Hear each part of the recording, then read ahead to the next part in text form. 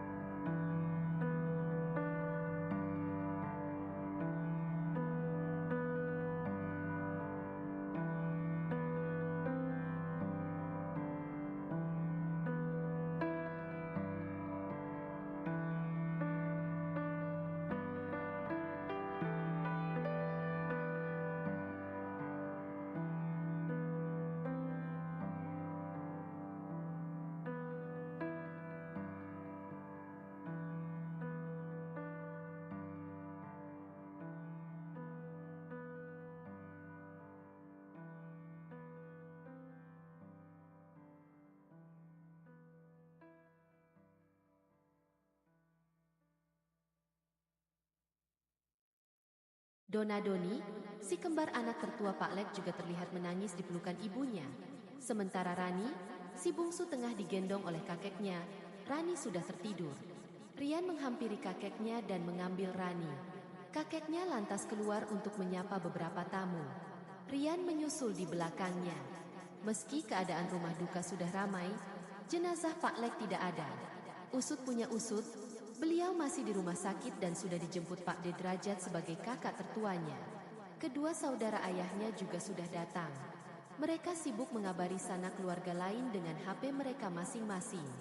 Di sela-sela keramaian itu, Rian menelpon Fitri. Dia meminta maaf karena tidak bisa menepati janji untuk jalan-jalan malam ini. Dia mengerti keadaan Rian dan tidak mempermasalahkannya. Dia tahu jika kematian tidak ada yang menginginkannya. 1 jam kemudian sebuah ambulan datang.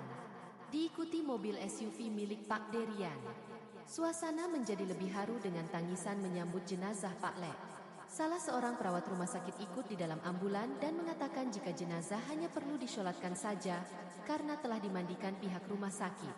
Perawat melarang keluarga melihat jenazah, terutama di bagian wajah karena begitu parahnya luka di wajah Pak Lek. Sayang kerabat tetap kekeh untuk melihat dan Rian akhirnya tahu kenapa sang perawat melarang.